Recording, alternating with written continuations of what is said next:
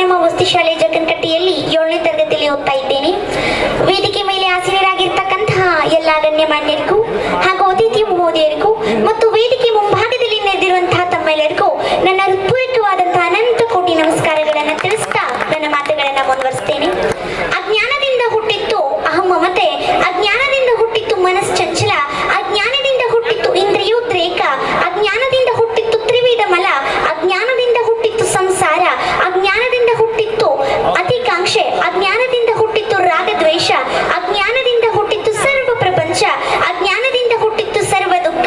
ಕೂಡಲ ಸಂಗಮ ದೇವ, ನಿಮ್ಮ ಒಂದು ಅಜ್ಞಾನದ ಭ್ರಮೆಯ ಕೆಡಿಸಿದಲ್ಲದೆ ನಿಮ್ಮ ನೊಡಗೊಡಬಾರದಯ್ಯ, ನಿಮ್ಮ ನೊಡಗೊಡಬಾರದಯ್ಯ ಅಂತ ಹೇಳುತ್ತಾ ನನ್ನ ಮಾತುಗಳನ್ನ ಮುಂದುವರಿಸ್ತಾ ಇದ್ದೀನಿ. ಮೊದಲನೇದಾಗಿ ನಾನು ಮಾತನಾಡೋದು ಒಂದು ವಿಷಯ ಏನಪ್ಪಾ ಅಂತಂದ್ರೆ ಮಠಗಳು. ನೋಡಿ, ಮಠಮಾನ್ಯಗಳು ಅಂತ ತಗೊಂಡಾಗ ಇದು ಒಂದು ಸಮಾಜಮುಖಿ ಕೆಲಸವನ್ನೇ ಮಾಡುತ್ತೆ ಅಂತ ಸುಮ್ಮನೆ ಯೋಚನೆ ಮಾಡಿ. ಒಂದು ವಾಕ್ಯದಲ್ಲಿ ನಾ ಮಠಗಳ ವಿವರಣೆ ಹೇಳಬೇಕು ಅಂತಂದ್ರೆ, ನೋಡಿ, ಸಮಾಜವೆಂಬ ಒಂದು ಸಮುದ್ರದಲ್ಲಿ ನಿಂತ ದೀಪ ಸ್ತಂಭವಿದ್ದಂತೆ ನಮ್ಮ ಮಠಗಳು ಅಂತ ಹೇಳ್ಬೋದು. ಈ ಒಂದು ಸಮಾಜ ಸೇವೆ ಅಂತ ತಗೊಂಡಾಗಲೂ ಕೂಡ ಈ ಸಿದ್ದನಕೊಳ್ಳ ಮಠನೂ ಕೂಡ ಒಂದು ಅತ್ಯುನ್ನತವಾದಂತಹ ಪಾತ್ರ ವಹಿಸುತ್ತೆ. ಸುಮ್ಮನೆ ಯೋಚನೆ ಮಾಡಿ, ಈ ಒಂದು ಮಠಕ್ಕೆ ನಾವ್ ಏನೇನಂತ ಕರಿತೀವಿ? ಕಲಾವಿದರ ಮಠ ಅಂತ ಕರಿತೀವಿ, ಸಂತಾನ ಮಠ ಅಂತ ಕರಿತೀವಿ, ದಾಸೋಹ ಮಠ ಅಂತ ಕರಿತೀವಿ, ಹೀಗೆ ಹಲವಾರು ಹೆಸರುಗಳಿಂದ ಈ ಮಠವನ್ನ ಕರಿತೀವಿ. ಯಾಕೆ ಅಂತ ನೋಡೋದಾದ್ರೆ, ಸಂತಾನ ಮಠ ಅಂತ ನಾವ್ ಈ ಮಠ ಕರಿತೀವಿ. ಯಾಕೆ ಹೇಳಿ? ಇವು ಸ್ವಾಮೀಜಿಯವರು, ಶಿವಕುಮಾರ ಸ್ವಾಮೀಜಿಯವರು ಕೊಟ್ಟಿರ್ತಕ್ಕಂತ ಒಂದು ಕೋಟಿ ಔಷಧಿಯಿಂದ ಏನಾಗಿದೆ, ಬಹಳಷ್ಟು ಜನಕ್ಕೆ ಸಂತಾನ ಪ್ರಾಪ್ತಿ ಆಗಿರೋದ್ರಿಂದ ಇದಕ್ಕೆ ಸಂತಾನ ಮಠ ಅಂತ ಕರಿತೀವಿ. ದಾಸೋಹ ಮಠ ಎದಕ್ಕೆ ಕರಿತೀವಿ? ಕಳೆದ 60 ವರ್ಷಗಳಿಂದ ಸತತವಾಗಿ ನಿರಂತರವಾಗಿ ಲೀನ ಮಾಡ್ತಾ ಇದೆ ಅಂದ್ರೆ ಸಮಯವಿಲ್ಲದೆ ಏನ್ ಮಾಡ್ತಾರೆ, ದಾಸೋಹವನ್ನ ನೀಡ್ತಾರೆ. ಅದಕ್ಕೋಸ್ಕರ ಇದಕ್ಕೆ ದಾಸೋಹ ಮಠ ಅಂತ ಕರಿತೀವಿ. ಇನ್ನೊಂದು ಕಲಾವಿದರ ಮಠ ಅಂತಾನು ಕೂಡ ಕರಿತೀವಿ. ಅದಕ್ಕಂದ್ರೆ ಸಿದ್ದಪ್ಪಜ್ಜನವರು ಹೇಳ್ತಾರೆ, ಕಲೆಗೆ ಬಹಳಷ್ಟು ಮಹತ್ವವನ್ನ ಕೊಡಿ, ಕಲೆಗೆ ಬಹಳಷ್ಟು ಗೌರವವನ್ನ ಕೊಡಿ ಅಂತ. ಅದಕ್ಕೋಸ್ಕರ ಈ ಒಂದು ಮಠಕ್ಕೆ ಏನ್ ಮಾಡ್ತಾರೆ ಅಂದ್ರೆ ಕಲಾವಿದರ ಮಠ ಅಂತಾನು ಕೂಡ ಕರೀತಾರೆ ಅಂತ ಹೇಳ್ಬೋದು. ನೋಡಿ, 60 ವರ್ಷಗಳಿಂದ ಈ ಮಠ ನಡೀತಾನೆ ಬಂದಿದೆ. ಇವತ್ತಿನವರೆಗೂ ಒಂದು ಕೂಡ ಜಗಳವಿಲ್ಲದೆ ಕೋರ್ಟು ಕಚೇರಿಗಳ ಮೆಟ್ಲನ್ನು ಕೂಡ ಹತ್ತಿಲ್ವಂತೆ. ಸುಮ್ನೆ ನಮ್ಗೆ ಹೆಮ್ಮೆ ಆಗುತ್ತೆ ಅಂತ ಹೇಳ್ಬೋದು. ಡಾಕ್ಟರ್ ಶಿವಕುಮಾರ್ ಸ್ವಾಮೀಜಿ ಅವರು ನಾನು ನೋಡಿದ್ದೆ ಮೊದ್ಲಿಗೂ ಗಜೇಂದ್ರಗಢಕ್ಕೆ ನಾನು ಭಾಷಣ ಮಾಡಕ್ ಹೋಗಿದ್ದೆ. ಹೌದು, ಅವರು ಅದೇ ವೇದಿಕೆಯಲ್ಲಿದ್ರು, ನಾನು ಅದೇ ವೇದಿಕೆಯಲ್ಲಿದ್ರೆ. ಅವ್ರು ನೋಡಿಲ್ಲ ಅನ್ಸುತ್ತೆ, ನಾನು ಅವ್ರು ನೋಡಿದ್ದೀನಿ. ಏನಾಗತ್ತಪ್ಪ ಅಂತಂದ್ರೆ ನನ್ಗೆ ಆಶ್ಚರ್ಯ ಏನಪ್ಪಾ ಅಂತಂದ್ರೆ, ಬಹಳಷ್ಟು ಮಠಗಳನ್ನ ನೋಡಿದೀನಿ ನಾನು. ಏನಪ್ಪಾ ಅಂತಂದ್ರೆ ಅವರು ದಕ್ಷಿಣ ಇಸ್ಕೊಳ್ತಾರೆ, ಸ್ವಾಮೀಜಿಯವರು ಆಶೀರ್ವಾದ ಮಾಡ್ತಾರೆ. ಆದ್ರೆ ಈ ಸ್ವಾಮೀಜಿಯವರು ಅವರೇ ದಕ್ಷಿಣೆನ ಕೊಟ್ಟು ಆಶೀರ್ವಾದ ಮಾಡ್ತಾರೆ. ಅದು ಒಂಥರ ಹೆಮ್ಮೆ, ಒಂಥರ ವಿಶಿಷ್ಟವಾದಂತ ಸ್ವಾಮೀಜಿಯವರು ಇದ್ದಾರೆ ಅಂತ ಹೇಳ್ಬೋದು.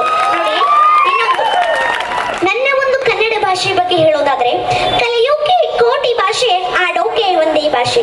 ಕಲಿಯೋಕೆ ಕೋಟಿ ಭಾಷೆ, ಆಡೋಕೆ ಒಂದೇ ಭಾಷೆ. ಅದು ನಮ್ಮ ಕನ್ನಡ, ಕನ್ನಡ ಕಸ್ತೂರಿ ಕನ್ನಡ ಅಂತ ಹೇಳ್ತಾ, ಮೊದಲೇದಾಗಿ ಕನ್ನಡ ಅಂದ್ರೆ ಏನು ಅಂತ ನಾವು ತಿಳ್ಕೋಬೇಕು. ಎಲ್ರಿಗೂ ಗೊತ್ತಿರುತ್ತೆ ಕನ್ನಡ ಹೇಗೆ ಹುಟ್ಟು ಬಂತು ಅಂತ. ಆದ್ರೆ ಕನ್ನಡ ಅಂದ್ರೆ ಏನು ಅಂತ ಸಾಕಷ್ಟು ಜನಕ್ಕೆ ಗೊತ್ತಿರಕ್ಕಿಲ್ಲ. ಕನ್ನಡ ಅಂತಂದ್ರೆ ಕಷ್ಟದಲ್ಲೂ ನಗುವುದನ್ನ ಗಡ್ಡನಿಗೂ ಹೇಳಿಕೊಟ್ಟಂತ ಭಾಷೆ ನಮ್ಮ ಕನ್ನಡ ಅನ್ನೋದ್ರಲ್ಲಿ ತಪ್ಪೇ ಆಗೋದಿಲ್ಲ ಅಂತ. ಕಷ್ಟದಲ್ಲೂ ನಗುವುದನ್ನ ಗಡ್ಡನಿಗೂ ಹೇಳಿಕೊಟ್ಟಂತ ಭಾಷೆ ನಮ್ಮ ಕನ್ನಡ ಅಂತ. ಬರೀದಷ್ಟೇ ಇದಿಷ್ಟೇ ಅಲ್ಲ, ಕನ್ನಡ ಕ ಅಂದ್ರೆ ಕಠಿಣ, ನ ಅಂದ್ರೆ ನಡುಗೆ, ಟ ಅಂದ್ರೆ ಕಠಿಣ ನಡುಗೆಯಲ್ಲೂ ಡಮರುವಿನಂತೆ ಸದ್ದು ಮಾಡಿ ಎದ್ದು ನಿಲ್ಲುವಂತ ಏನಾದ್ರೂ ಭಾಷೆ ಇದ್ರೆ ಅದು ನಮ್ಮ ಕನ್ನಡ ಭಾಷೆ ಅನ್ನೋದ್ರಲ್ಲಿ ಅನುಮಾನವೇ ಇಲ್ಲ ಅಂತ. ನೋಡಿ, ನಮ್ಮ ಕನ್ನಡ ಅಂತ ತಗೊಂಡಾಗ ಎಷ್ಟು ವಿಶಿಷ್ಟವಾದಂತ ರೂಪ ಇದೆ ಅಂದ್ರೆ ನಮ್ಮ ಕನ್ನಡಕ್ಕೆ. ಸುಮ್ಮನೆ ಯೋಚನೆ ಮಾಡಿ, ಶಿವನ ಡಮರುವಿನಿಂದ ಬಂದಂತ ಶಬ್ದಗಳನ್ನ ಪಾಣಿನಿ ಹನುಮಂತ ವಿದ್ವಾಂಸ ಅವುಗಳನ್ನ ಆಧರಿಸಿ ಸ್ವರಾಕ್ಷರಗಳನ್ನ ನಿರ್ಮಾಣ ಮಾಡ್ತಾನೆ ಅಂತ. ನೋಡಿ, ನಾವು ಹೇಳ್ತೀವಿ ಅ ಐ ಎ ಉರು ಎ ಐ ಓ ಅಂತ ಹೇಳ್ಬೇಕಾದಾಗ ನಮ್ಮ ಹೊಟ್ಟೆಲರ್ಸನ್ನ ಹೊರಗೆ ಹಾಕುವಾಗ ಬಾಯಲ್ಲಿ ತಡೆಯುವಂತ ಯಾವುದೇ ರೀತಿ ವ್ಯವಸ್ಥೆ ಇರೋದಿಲ್ಲ. ಸುಮ್ಮನೆ ಹೊರ ಬಂದ್ಬಿಟ್ರೆ ಸಹಜವಾಗಿ ಸ್ವರ ನಿರ್ಮಾಣ ಆಗುತ್ತೆ ಅಂತ. ಎರಡನೇದಾಗಿ ಬರುತ್ತೆ ವ್ಯಂಜನಾಕ್ಷರಗಳು. ನಾನು ಕನ್ನಡ ವಿಜ್ಞಾನಿ ಅಂತೂ ಅಲ್ಲ, ನಮ್ಮ ಕನ್ನಡ ಗುರುಗಳು ಹೇಳಿದ್ದನ್ನ ಮಾತ್ರ ನಿನ್ನ ಮುಂದೆ ಹೇಳ್ತಾ ಇದ್ದೀನಿ. ಸುಮ್ಮನೆ ಯೋಚನೆ ಮಾಡಿ, ಎಲ್ರಿಗೂ ಗೊತ್ತಿರುತ್ತೆ ವ್ಯಂಜನಾಕ್ಷರಗಳು ಗೊತ್ತಿದಾವೆ, ಸ್ವರಗಳು ಗೊತ್ತಿದಾವೆ, ಎಲ್ಲವೂ ಗೊತ್ತಿದಾವೆ. ವ್ಯಂಜನಾಕ್ಷರಗಳು ಅಂತ ತಗೊಂಡಾಗ ಕ ಕ ಗ ಗ ಂಗ ಅಂತ ಹೇಳುವಾಗ ನಮ್ಮ ಹೊಟ್ಟೆಲಿರುಸರನ್ನ ಕಂಠದ ಆಳದಲ್ಲಿ ತಡೆ ಹಿಡಿತೀವಿ, ಕ ಕ ಗ ಗ ಂಗ ಆಗುತ್ತೆ. ನಾಲ್ಗೆ ತುದಿಯನ್ನ ಮುಂಭಾಗಕ್ಕೆ ಒತ್ತಿ ಅಲ್ಲೇನಾದ್ರೂ ಉಸಿರು ತಡೆ ಅಂತ ಹೇಳಿದ್ರೆ ಚ ಚ ಜ ಜ ನ್ಯ ಆಗುತ್ತೆ. ನಾಲ್ಗೆನ ಉಳಿಸಿ ತುದಿಯ ಒಳಭಾಗಕ್ಕೆ ಹೊಡೆದು ಅಲ್ಲೇನಾದ್ರೂ ಉಸಿರು ತಡೆ ಅಂತ ಹೇಳಿದ್ರೆ ಟ ಟ ಡ ಡ ಣ ಆಗುತ್ತೆ. ನಾಲ್ಗೆ ತುದಿಯನ್ನ ಹಲ್ಲಿಗೆ ಬಡ್ದು ಅಲ್ಲೇನಾದ್ರೂ ಉಸಿರು ತಡೆ ಅಂತ ಹೇಳಿದ್ರೆ ತ ತ ದ ದ ನ ಆಗುತ್ತೆ. ಹೊಟ್ಟೆಲಿರುಸರನ್ನ ಹೊರಗೆ ಹಾಕುವಾಗ 2 ತುಟಿಗಳು ಒಡೆ ತಡೆ ಮಾಡಿದ್ರೆ ಪ ಪ ಪ ಪ ಆಗುತ್ತೆ ಅಂತ. ನೋಡಿ, ಎಷ್ಟು ವೈಜ್ಞಾನಿಕ ಅಂತ. ಸುಮ್ಮನೆ ಯೋಚನೆ ಮಾಡಿ, ಕಂಠದ ಆಳದಿಂದ ಶುರು ಮಾಡಿ ತುಟಿಯವರೆಗೂ ಗಾಳಿಯನ್ನ ತಡೆಯುವ ಅನ್ನೋದ ಜಾಗದ ಮೂಲಕ 5 ಅಕ್ಷರಗಳು ನೋಡಿದವರ ಅದು ನಮ್ಮ ಕನ್ನಡದ ವೈಶಿಷ್ಟ್ಯ ಅಂತ ಹೇಳ್ಬೋದು. ನೋಡಿ, ಓದಿದ್ದನ್ನ ಬರೆಯುವಂತಹ, ಬರೆದಿದ್ದನ್ನ ಓದುವಂತಹ, ಮಾತನಾಡಿದ್ದನ್ನ ಬರೆಯುವಂತ ಸಾಮರ್ಥ್ಯ ಇರೋ ಭಾಷೆ ನಮ್ಮ ಕನ್ನಡ ಅನ್ನೋದ್ರಲ್ಲಿ ತಪ್ಪೇ ಆಗೋದಿಲ್ಲ ಅಂತ. ನೋಡಿ, ನಮ್ಮ ಕನ್ನಡ ಇಷ್ಟು ವೈಶಿಷ್ಟ್ಯವಾಗಿದೆ, ಅದೇ ಬೇರೆ ಭಾಷೆ ಅಂತ ತಗೊಂಡಾಗ. ಪರಭಾಷೆ ಭಾಷೆ ಅಂತ ತಗೊಂಡಾಗ, ಇಂಗ್ಲಿಷ್ ಅಂತ ತಗೊಂಡಾಗ ಸುಮ್ಮನೆ ಯೋಚನೆ ಮಾಡಿ, ಎ ಆದ ನಂತರ ಬಿನೇ ಯಾಕೆ ಬರಬೇಕು, ಬಿ ಆದ ನಂತರ ಸಿನೇ ಯಾಕೆ ಬರಬೇಕು, XYZ ಕೊನೆಗೆ ಯಾಕೆ ಬರಬೇಕು, ಇಂಥ ಒಂದಿಷ್ಟು ಪ್ರಶ್ನೆಗಳಿಗೆ ಇಂದು ಕೂಡ ಉತ್ತರ ಸಿಕ್ಕಿಲ್ಲ, ಸಿಗೋದಕ್ಕೂ ಸಾಧ್ಯನೂ ಇಲ್ಲ ಅಂತ. ಯಾಕೆ ಅಂದ್ರೆ ಇದನ್ನ ಯಾಕೆ ಸೃಷ್ಟಿ ಮಾಡಿದ್ದಾರಲ್ಲ ಅವ್ರಿಗೂ ಕೂಡ ಗೊತ್ತಿಲ್ಲ, ಎ ಆದ ನಂತರ ಬಿನೇ ಯಾಕೆ, XYZ ಕೊನೆಗೆ ಯಾಕೆ ಅಂತ. ಸುಮ್ಮನೆ ಯೋಚನೆ ಮಾಡಿ, ಎಲ್ರಿಗೂ ಕನ್ನಡ ಬರುತ್ತೆ, ಕನ್ನಡ ಹೊಸದೇನಂತೂ ಅಲ್ಲ. ನೋಡಿ, ಭೀಮನು ದುರ್ಯೋಧನನ್ನು ಕೊಂದನು ಎಂಬೊಂದು ವಾಕ್ಯ ಇದೆ. ಇದನ್ನ ಹೇಗೆ ಅದ್ಲಿ ಬದ್ಲಿ ಮಾಡಿ ನೋಡಿ, ಒಂದೇ ಅರ್ಥವನ್ನೇ ಕೊಡುತ್ತೆ. ಭೀಮನು ದುರ್ಯೋಧನನ್ನು ಕೊಂದನು, ದುರ್ಯೋಧನನ್ನು ಭೀಮನು ಕೊಂದನು, ಭೀಮನು ಕೊಂದನು ದುರ್ಯೋಧನನ್ನು, ದುರ್ಯೋಧನನ್ನು ಕೊಂದನು ಭೀಮನು ಅಂತ. ನೋಡಿ, ಹೇಗೆ ಅದ್ಲಿ ಬದ್ಲಿ ಮಾಡಿ ನೋಡಿದ್ರು ಇದು ಒಂದೇ ಅರ್ಥವನ್ನ ಕೊಡುತ್ತೆ. ಅದು ಇಂಗ್ಲಿಷ್ ಅಂತ ತಗೊಂಡಾಗ ಭೀಮ ಕಿಲ್ಲಡ ದುರ್ಯೋಧನ ಅಂತಿದೆ, ಇದನ್ನ ಸ್ವಲ್ಪ ಬದ್ಲಿ ಮಾಡಿ ನೋಡಿ ಏನಾಗುತ್ತೆ, ದುರ್ಯೋಧನ ಕಿಲ್ಲಡ ಭೀಮ ಅಂತ ಆಗುತ್ತೆ. ಅಂದ್ರೆ ಒಂದು ಶಬ್ದವೂ ಕೂಡ ಉಲ್ಟಾ, ಇಡೀ ಮಹಾಭಾರತನೇ ಉಲ್ಟಾ ಆಗ್ಬಿಡುತ್ತೆ ಅಂತ. ಇದು ನಮ್ಮ ಕನ್ನಡ ಭಾಷೆಗಿರುವಂತ ವೈಶಿಷ್ಟ್ಯ. ನೋಡಿ, ನಾವು ಮನೆಗೆ ಹೋಗಿ ಅಮ್ಮನ ಹತ್ರ ಅಮ್ಮ ನೀರು ಅಂದ್ರೆ ಏನು ಅಂತ ಕೇಳಿದಾಗ ಆಕೆ ಹೇಳ್ತಾಳೆ, ತಾಯಿ ಹೇಳ್ತಾಳೆ, ನೀರು ಅಂದ್ರೆ ಭಾಗೀರಥಿ, ನೀರು ಅಂದ್ರೆ ಗಂಗೆ, ಅದು ತೀರ್ಥ, ಅದು ಅಮೃತ ಅಂತ ಹೇಳ್ತಾಳೆ. ಅದೇ ಶಿಕ್ಷಕರು ನಮಗೆ ಕಲ್ಸ್ಕೊಡ್ತಾರೆ ನೀರು ಅಂದ್ರೆ H2O ಅಂತ. ನಾವೇ ವಿದ್ಯಾರ್ಥಿಗಳು ಮನೆಗೆ ಬಂದು ಒಬ್ಬ ಬಾಯಾರಿಕೆ ಆಗಿದೆ, ಒಂದ್ ಲೋಟ ನೀರು ಕೊಡು ಅಂತೀವಿ ಹೊರತು ಒಂದ್ ಲೋಟ H2O ಕೊಡು ಅಂತ ಹೇಳೋದಿಲ್ಲ. ನಾವಷ್ಟೇ ಅಲ್ಲ, ನಮಗೆ ಕಲ್ಸಂತ ಗುರುಗಳು ಕೂಡ ಮನೆಗೆ ಹೋಗಿ ಅಮ್ಮ ಬಾಯಾರಿಕೆಗಿದೆ ಒಂದ್ ಲೋಟ ನೀರು ಕೊಡು ಅಂತಾರೆ ಹೊರತು ಒಂದ್ ಲೋಟ H2O ಕೊಡು ಅಂತ ಹೇಳೋದಿಲ್ಲ. ಯಾಕೆ ಅಂತ ನೋಡೋದಾದ್ರೆ ನಮ್ಮ ಕನ್ನಡ, ನಮ್ಮ ಈ ವಿಜ್ಞಾನ ಯಾವಾಗ ಹುಟ್ಟು ಬಂದಿತ್ತಲ್ಲ ಅವಾಗ್ಲೇ ಹುಟ್ಟು ಬಂದಿರೋದು H2O ಅನ್ನೋ ಪದ. ಆದ್ರೆ ಅಮ್ಮ ನೀರು ಕೊಡು ಅನ್ನೋ ಸಂದರ್ಭದಲ್ಲಿ ಅಮ್ಮ ಒಂದ್ ಲೋಟ H2O ಕೊಡ್ತೀಯಾ ಅಂತ ಕೇಳೋದಿಲ್ಲ. ಯಾಕೆ ಅಂದ್ರೆ ನಮ್ಮ ಕನ್ನಡ ಭಾಷೆಗಿರುವಂತ ವೈಶಿಷ್ಟ್ಯನೇ ಅಂತದ್ದು ಅಂತ. ಈ ಕನ್ನಡ ಉಳಿಸೋದ್ರಲ್ಲಿ ಹಿರಿಯರದು ಕೂಡ ತಪ್ಪಿದೆ. ಹೊರಗೋಗುವ ಸಂದರ್ಭದಲ್ಲಿ ಬಾಗಿಲು ಹಾಕೋ ಅನ್ನೋ ಬದಲು ಡೋರ್ ಹಾಕೋ ಅಂತೀವಿ, ನಾವು ಬರೋ ಸ್ವಲ್ಪ ತಡ ಅನ್ನೋ ಬದಲು ನಾವು ಬರೋ ಸ್ವಲ್ಪ ಲೇಟು ಅಂತ ಹೇಳ್ತೀವಿ. ಹೀಗೆ ನಾವು ಕನ್ನಡಾಂಗ್ಲವನ್ನೇ ನಾವು ಮಾತಾಡ್ತಾ ಇದ್ರೆ ಸಂಪೂರ್ಣವಾಗಿ ಕನ್ನಡ ಉಳಿಸೋದು ಯಾವಾಗ? ಸಸ್ಯಗಳಿಗೆ ಎಣ್ಣೆ ಹಾಕಿ ಬೆಳೆಸಕ್ಕಾಗಲ್ಲ, ದೀಪಗಳಿಗೆ ನೀರ್ ಹಾಕಿ ಬೆಳೆಸಕ್ಕಾಗಲ್ಲ. ಅದೇ ರೀತಿ ನಮ್ಮ ಕನ್ನಡ ಭಾಷೆನೂ ಕೂಡ ಯಾವುದೋ ಇಂಗ್ಲಿಷ್ನಲ್ಲೋ ತೆಲುಗುದಲ್ಲೋ ತಮಿಳ್ನಲ್ಲೋ ಮಾತಾಡಿ ನಮ್ಮ ಕನ್ನಡವನ್ನ ಬೆಳೆಸಕ್ಕಾಗಲ್ಲ. ನಮ್ಮ ಕನ್ನಡವನ್ನ ಬೆಳೆಸಬೇಕು ಅಂದ್ರೆ ಏನಾಯ್ತು, ಕನ್ನಡದಲ್ಲೇ ಮಾತನಾಡಬೇಕು ಅಂತ ಹೇಳ್ಬೋದು. ಕನ್ನಡದಲ್ಲಿ ಮಾತನಾಡಿದಾಗ ಮಾತ್ರ ನಮ್ಮ ಕನ್ನಡ ಉಳಿಯುತ್ತೆ ಅಂತ. ನೋಡಿ, ರಾಮನ ಕೈಯಲ್ಲಿ ಬಿಲ್ಲು, ಕೃಷ್ಣನ ಕೈಯಲ್ಲಿ ಕೊಡಲು, ಭೀಮ ದುರ್ಯೋಧನರ ಕೈಯಲ್ಲಿ ಗದೆ ಇದ್ದಾಗ ಅವ್ರಿಗೆ ಹೇಗೆ ಬೆಲೆ ಬಂತೋ ಅದೇ ರೀತಿ ಕನ್ನಡಿಗರ ಬಾಯಲ್ಲಿ ಕನ್ನಡ ಇತ್ತು ಅಂದ್ರೆ ಕನ್ನಡಕ್ಕೂ ಒಂದು ಬೆಲೆ ಬರುತ್ತೆ, ಕನ್ನಡಿಗರಿಗೂ ಒಂದು ಕಳೆ ಬರುತ್ತೆ ಅನ್ನೋದ್ರಲ್ಲಿ ತಪ್ಪೇ ಆಗೋದಿಲ್ಲ ಅಂತ. ನೋಡಿ, ನಮ್ಮ ಕನ್ನಡ ಅಷ್ಟೇ ಅಲ್ಲ, ಬಹಳ ಸಂಸ್ಕೃತಿ ಏನೋ ಬರುತ್ತೆ ಅಂತ. ಇಂಗ್ಲಿಷ್ ಅಂತ ತಗೊಂಡಾಗ ಸುಮ್ಮನೆ ಯೋಚನೆ ಮಾಡಿ, ಇಂಗ್ಲಿಷ್ ಹುಟ್ಟಿದ್ದು ಸಂಸ್ಕೃತದಿಂದಲೇ ಅಂತ. ನಾವು ಸಂಸ್ಕೃತ ನೆಲದಿಂದ ಹುಟ್ಟಿದವ್ರು, ನಾವು ಹೆಮ್ಮೆ ಪಡಬೇಕು ಸಂಸ್ಕೃತ ಭಾಷೆಗೆ. ನೋಡಿ, ಸುಮ್ಮನೆ ಯೋಚನೆ ಮಾಡಿ, ಇಂಗ್ಲಿಷ್ ಹುಟ್ಟಿದ್ದು ಸಂಸ್ಕೃತದಿಂದಲೇ ಅಂತ. ನೋಡಿ, ಏನಪ್ಪಾ ಅಂತಂದ್ರೆ ನಾವು ವಾರಗಳನ್ನ ಹೇಳ್ತೀವಿ, ಏನು ರವಿವಾರ, ಸೋಮವಾರ, ಮಂಗಳವಾರ, ಹೀಗೆ ವಾರಗಳನ್ನ ಹೇಳ್ತೀವಿ.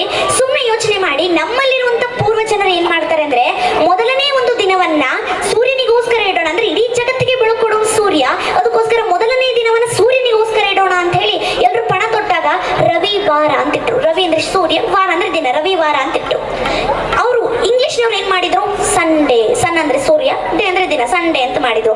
ಇದಷ್ಟೇ ಅಲ್ಲದೆ ಎರಡನೇ ದಿನವನ್ನ ಏನ್ ಮಾಡ್ತೀವಿ ನಾವು, ಸೋಮವಾರ ಅಂತ ಕರಿತೀವಿ. ಯಾಕೆ ಅಂತಂದ್ರೆ ಸೂರ್ಯನನ್ನ ಬಿಟ್ರೆ ಇಡೀ ಜಗತ್ತಿಗೆ ಬೆಳಕು ಕೊಡೋನು ಚಂದ್ರ, ಅದಕ್ಕೋಸ್ಕರ ಚಂದ್ರನಿಗೋಸ್ಕರ ಎರಡನೇ ದಿನವನ್ನ ಇಡೋಣ ಅಂತ ಹೇಳಿ ಸೋಮವಾರ ಅಂತ ಇಟ್ರು. ಅದಕ್ಕೆ ಇಂಗ್ಲಿಷ್ನವರು ಮೂನ್ ಡೇ ಅಂತ ಇಟ್ರೆ ಅವ್ರು ನೋಡಿ ಕಾಪಿ ಹೊಡೆದಿದೆ ಅಂತ ಗೊತ್ತಾಗುತ್ತೆ, ಒಂದ್ ಸೊನ್ನೆ ತೆಗೀರಿ, ಮಂಡೇ ಅಂತ ಇಟ್ರಿ, ಮಂಡೇ ಅಂತ ಇಟ್ರು ಅಂತ. ಇದು ನಮ್ಮ ಕನ್ನಡ ಭಾಷೆಗಿರುವಂತ ವೈಶಿಷ್ಟ್ಯ. ಬರೀ ಇದಷ್ಟೇ ಅಲ್ಲ, ತಿಂಗಳುಗಳು ಹುಟ್ಟಿದ್ದು ಇದರಿಂದಲೇ. ನಾವು ಶತಂಬರ ಅಂತ ಕರೆದ್ರೆ ಸೆಪ್ಟೆಂಬರ್ ಅಂತ ಕರೀತಾರೆ, ನಾವು ನವೆಂಬರ್ ಅಂತ ಕರೆದ್ರೆ ನವೆಂಬರ್ ಕರೀತಾರೆ, ಡಿಸೆಂಬರ್ ಅಂತ ಕರೆದ್ರೆ ಡಿಸೆಂಬರ್ ಅಂತ ಕರೀತಾರೆ ಅಂತ. ನೋಡಿ, ಹೀಗೆ ಇವು ಇಂಗ್ಲಿಷ್ ಹುಟ್ಟಿದ್ದು ಸಂಸ್ಕೃತ ಭಾಷೆಯಿಂದಲೇ ಅಂತ ಹೇಳ್ಬೋದು. ನೋಡಿ, ನಮ್ಮ ಕನ್ನಡದ ಕವಿಗಳು ಅಂತ ತಗೊಂಡಾಗ ಬಹಳಷ್ಟು ಜನ ಬರ್ತಾರೆ. ಕನ್ನಡದ ಕವಿ ಅಂತ ತಗೊಂಡಾಗ ನಂಗೆ ಮೊದಲು ನೆನಪಾಗೋರು ಕುವೆಂಪು ಆಗಿರ್ಬೋದು, ದ.ರಾ ಬೇಂದ್ರೆ ಆಗಿರ್ಬೋದು. ಎಲ್ಲಾದರೂ ಇರು ಎಂತಾದರೂ ಇರು, ಎಂದೆಂದಿಗೂ ನೀ ಕನ್ನಡವಾಗಿರು ಎಂಬ ಒಂದು ಪದ್ಯವನ್ನು ಬರೀತಾರೆ. ಯಾರು? ಕುವೆಂಪು ಅವರು. ಮತ್ತು ಬಾರಿಸು ಕನ್ನಡ ಡಿಂಡಿಮೋ ಎಂಬ ಪದ್ಯವನ್ನು ಬರೆದಿರೋರು ಕುವೆಂಪು ಅವರು. ಮತ್ತು ಡಿ.ಎಸ್. ಕರ್ಕಿಯವರು ಹಚ್ಚೆಯು ಕನ್ನಡದ ದೀಪ ಎಂಬ ಒಂದು ಪದ್ಯವನ್ನು ಬರೀತಾರೆ. ಅದಷ್ಟೇ ಅಲ್ಲದೆ ಹುಯಿಲ್ಗೋಳ್ ನಾರಾಯಣ ರಾಯರು ಏನ್ ಬರೀತಾರೆ, ಉದಯವಾಗಲಿ ನಮ್ಮ ಚಲುವ ಕನ್ನಡ ನಾಡು ಎಂಬ ಒಂದು ಹಾಡನ್ನು ಬರೀತಾರೆ. ನರ್ಕ ಕೇಳಿಸಿ, ನಾಲ್ಗೆ ಸಿಳಿಸಿ, ಬಾಯಿ ಬಲಿ ಸಾಕೋದ್ರುನೆ ನನ್ನ ಮೂಗನಲ್ಲಿ ಮಾತನಾಡ್ತೀನಿ ಕನ್ನಡ ಪದವ ಅಂತ ಹೇಳ್ತಾರೆ. ಯಾರು? ಅವರೇ G.P. ರಾಜರತ್ನಂ ಅವರು ಅಂತ. ಆದ್ರೆ ನಾನ್ ಹಿಂಗೆ ಹೇಳಕ್ ಇಷ್ಟಪಡ್ತೀನಿ, ನರ್ಕ ಕೇಳಿಸಿ, ನಾಲ್ಗೆ ಸಿಳಿಸಿ, ಬಾಯಿ ಮೂಗು ಬಲಿ ಸಾಕೋದ್ರುನೆ ನನ್ನ ರಕ್ತದಲ್ಲಿ ಬರ ತೋರಿಸ್ತೀನಿ ಕನ್ನಡ ಪದವ ಅಂತ. ನೋಡಿ, ಕವಿಗಳು ಅಂತ ತಗೊಂಡಾಗ ಕುಮಾರವ್ಯಾಸರು ನೆನಪಾರ್ತಾರೆ. ಕುಮಾರವ್ಯಾಸರು ಬರೀ ಕೃಷ್ಣ ಅನ್ನೋ ಪದಕ್ಕೆ ಎಷ್ಟೆಲ್ಲ ಸಂಬಂಧಗಳನ್ನ ಕೂಡಿಸಿ ಅವ್ರು ಹೇಳ್ತಾರೆ ಅಂದ್ರೆ, ವೇದ ಪುರುಷನ ಸುತನ ಸಹೋದರನ ಹೆಮ್ಮಗನ ಮಗನ ತಳೋದರಿಯ ಮಾತುಳನ ರೂಪನ ಅತುಳ ಬಲ ಭುಜದಿ ಕಾದಿಗೆಲ್ಲಿದನ ಅಣ್ಣನ ಅವ್ವೆಯ ನಾದಿನಿಯ ಜಠರದಲ್ಲಿ ಜನಿಸಿದ ಅನಾದಿ ಮೂರ್ತಿಗೊದಗಿನ ವೀರನಾರಾಯಣ ಅಂತ ಹೇಳ್ತಾರಂತೆ. ಕೃಷ್ಣ ಅನ್ನೋ ಪದಕ್ಕೆ ಇಷ್ಟೆಲ್ಲ ಸಂಬಂಧಗಳನ್ನ ಕೂಡಿಸಿ ಇವ್ರು ಹೇಳ್ತಾರೆ ಅಂತ. ಬರೀ ಇವ್ರಷ್ಟೆಲ್ಲ, ನಮ್ಮ ಕನ್ನಡದ ಕವಿರಾಜ ಮಾರ್ಗಕಾರರು ಅಂತ ತಗೊಂಡಾಗ್ಲೂ ಕೂಡ ಅಲ್ಲಿ ನಮ್ಮ ಕನ್ನಡವನ್ನ ವಿವರಣೆ ಮಾಡಿದ್ದಾರೆ. ಹೇಗೆ? ಪದನರಿದು ನುಡಿಯಲು ನುಡಿದುದನ್ನರಿದಾರ ಎಲ್ಗೂರ್ಪರ ನಾಡವರ್ಗಳ್ ಚದುರರ್ ನಿಜದಿಂ ಕುರಿತೋದದಿಂ ಕಾವ್ಯ ಪ್ರಯೋಗ ಪರಿಣಿತಿ ಮತಿಗಳ್ ಸುಭಟರ್ಗಳ್ ಕವಿಗಳ್ ಸುಪ್ರಭುಗಳ್ ಚಲ್ವರ್ಗಳ್ ಬಿಜನರ್ಗಳ್ ಗುಣಿಗಳ್ ಅಭಿಮಾನಿಗಳ ಅತ್ಯುಗ್ರರ್ ಗಭೀರ ಚಿತ್ರ ವಿವೇಕಿಗಳ್ ನಾಡವರ್ಗಳ್ ಅಂತ. ಇದ್ರ ಅರ್ಥ ಏನಪ್ಪಾ ಅಂತಂದ್ರೆ, ಚಲ್ವರ್ಗಳ್, ಚಲುವ ಅಂತಂದ್ರೆ ಏನು? ರೂಪವಂತರು. ಗುಣಿಗಳಂದ್ರೆ ಗುಣವಂತರು. ಬಿಜನರ್ಗಳಂದ್ರೆ ಸತ್ಕುಲ ಕುಲದಿಂದ ಹುಟ್ಟಿದವರು ಕನ್ನಡಿಗರಾಗಿದ್ರು. ಕುರಿತೋದದೇನೆ ಕಾವ್ಯ ಪ್ರಯೋಗವನ್ನೇ ಬರೋಷ್ಟು ಸಾಮರ್ಥ್ಯ ಉಳ್ಳವರು ನಮ್ಮ ಕನ್ನಡಿಗರಾಗಿದ್ರು ಅಂತ ಹೇಳಿ ಅದರಲ್ಲಿ ವಿವರಿಸಿದ್ದಾರೆ ಅಂತ. ಬರಿಷ್ಟೇ ಅಲ್ಲ, ಕಾಲೇ ಇಲ್ದಿರೋ ಅರುಣಿಮಾಸಿನ ಅವರು ಮೌಂಟ್ ಎವರೆಸ್ಟ್ ಹತ್ತಾರೆ. ಕಣ್ಣಿಲ್ದಿರೋ ಲೂಯಿಸ್ ಬ್ರೈಲ್ ಲಿಪಿಯನ್ನ ಕಂಡಿಡಿದ್ರು. ಕಣ್ಣೇ ಇಲ್ದಿರೋ ಲೂಯಿಸ್ ಬ್ರೈಲ್ ಲಿಪಿಯನ್ನ ಕಂಡಿಡಿದ್ರು. ಕಿವಿನೇ ಇಲ್ದಿರೋ ಗ್ರಹಾಂ ಬೆಲ್ ಫೋನ್ ಅನ್ನ ಕಂಡಿಡಿದ್ರು. ಅಂತದ್ರಲ್ಲಿ ಎಲ್ಲಾ ನಟಿಗರು ನಮಗೆ ಕನ್ನಡ ಮಾತಾಡಕ್ಕೆ ಏನ್ರಿ ಹಾಡಿ, ನಾವು ಕೂಡ ಕನ್ನಡ ಮಾತನಾಡಬೇಕು ಅಂತ. ನೋಡಿ, ಕನ್ನಡ ಮಾತಾಡಬೇಕು ಅಂದ್ರೆ ಏನ್ ಮಾಡ್ಬೇಕು ಅಂತಂದ್ರೆ, ಕನ್ನಡ ಉಳಿಬೇಕು ಅಂದ್ರೆ ಸುಮ್ನೆ ಯೋಚನೆ ಮಾಡಿ, ಮನೇಲಿ ಯಾವುದೇ ರೀತಿಯಾದಂತ ಒಂದು ವಾಹನಗಳಿರುತ್ತೆ, ಬೈಕೋ ಕಾರೋ ಮೋಟಾರ್ ಸೈಕಲ್ ಯಾವುದೇ ರೀತಿಯಾದಂತ ವಾಹನಗಳಿರುತ್ತೆ, ಅದನ್ನ ಬಳಸಿದಾಗ ಮಾತ್ರ ಚೆನ್ನಾಗಿರುತ್ತೆ, ಇಲ್ಲ ತುಕ್ಕಿಡೋದು ಹಾಳಾಗೋಗುತ್ತೆ ಅಂತ. ಅದೇ ರೀತಿ ನಮ್ಮ ಭಾಷೆನೂ ಕೂಡ ಸಮರ್ಥವಾಗಿ ಬೆಳೆಸಿದಾಗ ಮಾತ್ರ ಬೆಳೆಯುತ್ತೆ, ಇಲ್ಲಾಂದ್ರೆ ಅದು ಕೂಡ ಅಳಿದು ಹೋಗುತ್ತೆ ಅಂತ. ಕನ್ನಡ ಉಳಿಸೋದು ನಮ್ಮ ಕೈಯಲ್ಲಿದೆ ಅಂತ ಹೇಳ್ಬೋದು. ಬರೀ ಇದಷ್ಟೇ ಅಲ್ಲದೆ, ಯಾರಾದ್ರೂ ನಿಮ್ಮ ವಯಸ್ಸು ಎಷ್ಟು ಅಂತ ಕೇಳಿದಾಗ ನಾವ್ ಹೇಳ್ತೀವಿ ನಮ್ಮ ವಯಸ್ಸು 12, 15, 9, 100 ಅಂತ ಹೇಳ್ತೀವಿ. ಅದೇ ಕನ್ನಡದ ವಯಸ್ಸು ಎಷ್ಟು ಅಂತ ಕೇಳಿದಾಗ ನಾವಿನ್ನು ಅನುಮಾನದಲ್ಲೇ ಇದ್ದೀವಿ, ನಾವಿನ್ನು ಹಾರಿಕೆ ಉತ್ತರನೇ ಕೊಡ್ತೀವಿ. 1000 ಇರ್ಬೋದು, 2000 ಇರ್ಬೋದು, ಇನ್ನೂ ಹೆಚ್ಚು ಇರ್ಬೋದು ಅಂತ ಹೇಳ್ತೀವಿ. ನೋಡಿ, ಸುಮ್ಮನೆ ಯೋಚನೆ ಮಾಡಿ, 80, 90, 100 ವರ್ಷ ದಾಟಿರೋರ್ನ ಹಿರಿಯರು ಅಂತ ಭಾವಿಸಿ ಅವ್ರಿಗೆ ಕಾಲ್ ಬಿದ್ದು ನಮಸ್ಕಾರ ಮಾಡಿ ಅವ್ರನ್ನ ಪೂಜಿಸ್ತೇವೆ. ಹಿರಿಯರನ್ನ ಗೌರವಿಸೋದು ತಪ್ಪು ಅಂತ ನಾ ಹೇಳ್ತಾ ಇಲ್ಲ. ಯಾಕೆ ಅಂತಂದ್ರೆ ನಮ್ಮ ಭಾರತ ಹೇಳಿಕೊಟ್ಟಂತ ಸಂಸ್ಕೃತಿನೇ ಅಂತದ್ದು ಅಂತ. ಭಾರತ ಬಾಗುವುದು ರಕ್ತಗತವಾದ ತತ್ವ ಅಂತ, ಬಾಗುವುದು ರಕ್ತಗತವಾದಂತ ತತ್ವ ಅಂತ. ಹಿರಿಯರ ಕಂಡ್ರೆ ತಲೆ ಬಾಗಲೇಬೇಕು ಅಂತ. ನೋಡಿ, ಹಿರಿಯರ ಕಂಡ್ರೆ ತಲೆ ಬಾಗಬೇಕು, ಹಿರಿಯರ ಕಂಡ್ರೆ ಗೌರವಿಸಬಾರ್ದು ಅಂತ ಹೇಳ್ತಾ ಇಲ್ಲ. ನಮ್ಮ ಕನ್ನಡದ ವೈಶಿಷ್ಟ್ಯವನ್ನಷ್ಟೇ ನಾ ಹೇಳ್ತಾ ಇದ್ದೀನಿ. 80, 90 ವರ್ಷ ದಾಟಿರೋಗೆ ನಾವು ಅಷ್ಟು ಗೌರವಿಸಬೇಕಾದಾಗ ನಮ್ಮ ಕನ್ನಡ 100 ಅಲ್ಲ, 1000 ಅಲ್ಲ, 2000 ಅಲ್ಲ, 2000ಕ್ಕೂ ಹೆಚ್ಚು ಇತಿಹಾಸವನ್ನ ಹೊಂದಿರುವಂತ ನಮ್ಮ ಕನ್ನಡ ಭಾಷೆಗೆ ನಾವು ಇನ್ನೆಷ್ಟೇ ಗೌರವಿಸಬೇಕು ಅಂತ ಹೇಳ್ಬೋದು. ಯಾಕಂದ್ರೆ ನಮ್ಮ ಕನ್ನಡ ಹೊಂದಿರ್ತಕ್ಕಂಥ ಒಂದು ಇದನ್ನೇ ಅಷ್ಟು, ವೈಶಿಷ್ಟ್ಯವೇ ಅಷ್ಟು ಮತ್ತು ವಿಚಿತ್ರವೇ ಅಷ್ಟು ಅಂತ. ನಮ್ಮ ಕನ್ನಡ ಅಷ್ಟು ವೈಜ್ಞಾನಿಕವಾದಂತಹ ಭಾಷೆ ಅಂತ. ಸುಮ್ಮನೆ ಯೋಚನೆ ಮಾಡಿ, ಇವತ್ತಿನ ಕಾಂಬೋಡಿಯಾದಲ್ಲಿ 6ರಿಂದ 7ನೇ ಶತಮಾನದಲ್ಲಿ ಬಳಸಿರ್ತಕ್ಕಂಥ ಲಿಪಿ ನಮ್ಮ ಒಂದು ಬಾದಾಮಿ ಚಾಲುಕ್ಯರ ಲಿಪಿ ಮತ್ತು ಪಲ್ಲವರ ಲಿಪಿಯನ್ನು ಹೋಲುತ್ತೆ ಅಂತ. ನೋಡಿ, ಇಡೀ ಪ್ರಪಂಚದ ಎಲ್ಲಾ ಜ್ಞಾನವನ್ನ ತನ್ನಲ್ಲೇ ಬಚ್ಚಿಟ್ಕೊಂಡು ಲಿಂಕ್ ಲ್ಯಾಂಗ್ವೇಜ್ ಆಗಿ ಮೆರೆದಾಗ್ತಿರುವಂತ ಇಂಗ್ಲಿಷ್ಗಾಗ್ಲಿ, ಭಾರತದಲ್ಲಿ ಹೆಚ್ಚಾಗಿ ಬಳಸುವಂತ ಹಿಂದಿಗಾಗ್ಲಿ ತನ್ನದೇ ಆದಂತ ಸ್ವಂತ ಲಿಪಿ ಇಲ್ಲ ಅಂತ. ಇದೆಲ್ಲದರ ನಡುವೆ ನಮ್ಮ ಕನ್ನಡ ತನ್ನದೇ ಆದಂತ ಒಂದು ಸ್ವಂತ ಲಿಪಿಯನ್ನು ಇಟ್ಟು ಅಗ್ರ ಪಂಕ್ತಿಯಲ್ಲಿ ನಿಲ್ಲುತ್ತಾ, ಇದು ನಮ್ಮ ಕನ್ನಡದ ವೈಶಿಷ್ಟ್ಯ ಅಂತ ಹೇಳ್ಬೋದು. ನೋಡಿ, ಸುಮ್ಮನೆ ಯೋಚನೆ ಮಾಡಿ, ನಮ್ಮ ಕನ್ನಡ ಅಂತ ತಗೊಂಡಾಗ ಭಾರತಾಂಬೆ ನಮ್ಗೆ ನೆನ್ಪಡ್ತಾಳೆ. ಏಕಪ್ಪ ಅಂದ್ರೆ ಈ ನಾಡಗೀತೆಯೊಳಗೆ ನಾವು ಹೇಳ್ತೀವಿ ಏನಪ್ಪಾ ಅಂತಂದ್ರೆ, ಜಯ ಭಾರತ ಜನನಿ ಅಂತನೋ ಜಾತಿ, ಜಯ ಹೇ ಕರ್ನಾಟಕ ಮಾತೆ ಅಂತ. ಯಾಕೆ ಅಂತಂದ್ರೆ ನೋಡಿ, ಹೇಳ್ತಾರೆ ಅಲ್ಲಿ ಭಾರತಾಂಬನಿ ಸ್ವತಃ ಕನ್ನಡಾಂಬೆ ಹೇಳ್ತಾರೆ, ನಿನಗೊಂದು ದೊಡ್ಡ ನಮಸ್ಕಾರ. ಯಾಕೆ ಅಂದ್ರೆ ನನ್ನ ಮಡಿಲಲ್ಲಿ ನೀ ಹುಟ್ಟಿದೀಯಾ ಅಂತ. ಸುಮ್ಮನೆ ಯೋಚನೆ ಮಾಡಿ, ಭಾರತಾಂಬೆ ಅಂದ್ರೆ ಬಾಗುವುದು, ರಕ್ತದಲ್ಲಿ ತಾಂಡವವಾಡಿದ್ರೆ ಬೆಳಿತಾರೆ, ಬೆಳಕನ್ನ ಚೆಲ್ಲುತ್ತಾರೆ ಅಂತ. ಅದಕ್ಕೆ ಉದಾಹರಣೆ ನಮ್ ಡಾಕ್ಟರ್ ಶಿವಕುಮಾರ್ ಸ್ವಾಮೀಜಿ ಅವರು ಅಂತ. ತಾವು ಬೆಳಿತಾರೆ, ಬೇರೆಯವರು ಬೆಳೆಸ್ತಾರೆ ಅಂತ ಹೇಳ್ಬೋದು. ಇದಷ್ಟೇ ಅಲ್ಲದೆ ಭಾರತ ಅಂತ ತಗೊಂಡಾಗ ನಮ್ಗೆ ಇನ್ನೊಂದು ಅಂಶ ನೆನಪಾಗುತ್ತೆ. ನೋಡಿ, ಯಾವುದೇ ದೇಶ ಅಂತ ತಗೊಂಡಾಗ, ಜಗತ್ತಿನ ಯಾವುದೇ ದೇಶ ಅಂತ ತಗೊಂಡಾಗ 1 ಅಥವಾ 2 ನದಿಗಳು ಮಾತ್ರ ಹರಿತವೆ. ಆದ್ರೆ ನಮ್ಮ ಭಾರತ ಅಂತ ತಗೊಂಡಾಗ ಸಾವಿರಾರು ನದಿಗಳು ಸಾಮಾನ್ಯ ವ್ಯಕ್ತಿಯ ಕಣ್ಣು ಮುಂದೆ ಹರಿಲಿಕ್ಕೆ ಶುರುವಾಗ್ತವಲ್ಲ. ಯಾವ್ಯಾವು? ಗಂಗಾ, ಯಮುನಾ, ಸಿಂಧು, ಸರಸ್ವತಿ, ನರ್ಮದೆ, ತಪತಿ, ತಾಮ್ರಪರ್ಣಿ, ಗಂಡಕಿ, ಗೋಸಿ, ಕಾಳಿ, ಭಾಗಮತಿ, ಮೇಘನಾ, ವಿಷ್ಣು, ಚಂದ್ರ, ಝೀಲಂ, ಸಟ್ಲೇಸ್, ಬಿಯಾಸ್, ಕೃಷ್ಣ, ಗೋದಾ, ತುಂಗಾ, ಭದ್ರಾ, ನಂದಿನಿ, ನಳನಿ, ಮಾಲತಿ, ಮಲಪಹಾರಿ, ನೇತ್ರ, ಸೀತಾ, ಪರಾಹಿ, ಅಗನಾಶಿನಿ, ಘಟಪ್ರಭಾ, ಮಲಪ್ರಭಾ, ಕೊಯಿಗ್ನಾ, ಅಸಿಗ್ನಾ, ಮಾಂಡವಿ, ಕಾವೇರಿ, ಬ್ರಹ್ಮಪುತ್ರ, ಎಷ್ಟು ನದಿಗಳು ಅಂತ. ಇವರೆಲ್ಲ ಕೊಟ್ಟಿರ್ತಕ್ಕಂಥ ನೀನ್ ಯಾರು ಮನಿನ ಭಾರತಾಂಬೆ ನೀನು ಅಂತ ಅವಳಿಗೆ ನಾನು ಏನ್ ಮಾಡ್ಬೇಕು ಅಂದ್ರೆ ನಮಸ್ಕಾರ ಮಾಡಬೇಕು ಅಂತ. ನೋಡಿ, ಇದಷ್ಟೇ ಅಲ್ಲೇ ಈ ಒಂದು ನೋಡಿ ಇಷ್ಟ ಹೇಳಿ ನನ್ನ ಮಾತುಗಳನ್ನ ಇದಕ್ಕಿಂತ ಮುಂಚೆ ಏನಪ್ಪಾ ಅಂದ್ರೆ, ಕನ್ನಡ ನನ್ನ ಮನಸ್ಸು, ಕನ್ನಡ ನನ್ನ ಕನಸು, ಕನ್ನಡವೇ ನನ್ನ ಹೆಮ್ಮೆಯ ಸೊಗಸು, ಕನ್ನಡಿಗರ ಬಾಯಲ್ಲಿ ಕನ್ನಡ ಇಲ್ಲದೆ ಹೋದ್ರೆ ನನಗೆ ಮುನಿಸು ಅಂತ ಹೇಳುತ್ತಾ, ಮತ್ತು ಎಲ್ರಿಗೂ ಕೂಡ ನಾನು ಧನ್ಯವಾದಗಳನ್ನು ಹೇಳ್ತೀನಿ.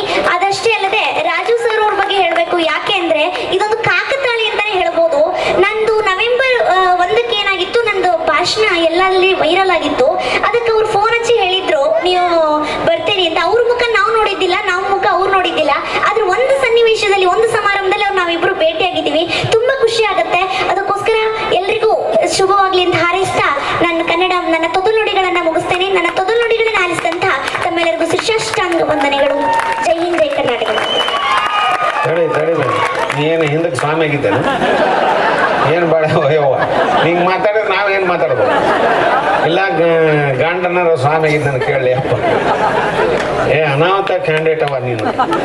ಇವೆಲ್ಲ ಫೇಲ್ ಆದ ನೋಡಿ, ಏನೇನೋ ಇಸು ಡಾಮ್ ಅಂದ್ ಹೋಗ್ಬಿಟ್ಟು. ಹೌದಿಲ್ಲ? ಹಾಂ, ಹೌದು ಮಕ್ಕೊಂಬಿಡ್ರಿ ಆಸ್ಪತ್ರೆ. ಭಾರಿ ನೀನು ಮುಂದೆ ಅಂತಾರಾಷ್ಟ್ರೀಯ ಮಟ್ಟದಾಗ ಹೋಗ್ತಿದ್ದಿ ಏನ, ದೊಡ್ಡ ಪ್ರಶಸ್ತಿ ಬರ್ತಾವ ನೀನು. ನಮ್ಮ ಮಠದಾಗ ಮಾಡಿ ಅಂದ್ರೆ ಅಂತಾರಾಷ್ಟ್ರೀಯ ಮಟ್ಟಕ್ಕೆ ಹೋಗಿ ನೋಡು. ಹಾಂ, ಮಾತಾಡಿದೆ. ಅಮೆರಿಕಾದಲ್ಲಿ ನಡೆಯುವಂಥ ಅಕ್ಕ ಸಮ್ಮೇಳನದಲ್ಲಿ ಈ ಬಾಲಕಿಯ ಮಾತನ್ನ ಅಲ್ಲಿ ಭಾಷಣದ ಮುಖಾಂತರ, ಪ್ರವಚನದ ಮುಖಾಂತರ ಕೇಳಿಸ್ಬೇಕು ಅಂತ ನಾನು ಮಾತನಾಡಿದ್ದೆ. ನಾನು ಫೋನ್ ಮಾಡಿ ಹೇಳಿದ್ದೆ, ಅದನ್ನು ಖಂಡಿತ ನಾನು ಪಾಸ್ಪೋರ್ಟ್ ಮಾಡಿಸ್ಕೊಂಡ್ರೆ ಪ್ರಯತ್ನ ಪಟ್ಟು ಅಮೆರಿಕಾದಲ್ಲಿ ಅಕ್ಕ ಸಮ್ಮೇಳನಕ್ಕೆ ಕರ್ಕೊಂಡು ಹೋಗುವಂಥ ಪ್ರಯತ್ನ 100% ಭಾಗ ಮಾಡ್ತೀನಿ ಅಂತ ಎಲ್ಲರ ಪರವಾಗಿ ನಾನು ಹೇಳ್ತಾ ಇದ್ದೀನಿ. ಥ್ಯಾಂಕ್ ಯು, ಧನ್ಯವಾದಗಳು. ದುಬೈ ವಿಶ್ವ ಕನ್ನಡಕ್ಕೂ ಹೋಗೋಣ ಅಂತ ನಾ ಎಲ್ಲಿಗೆ ಹೋಗ್ಲಿ ಹೇಳು.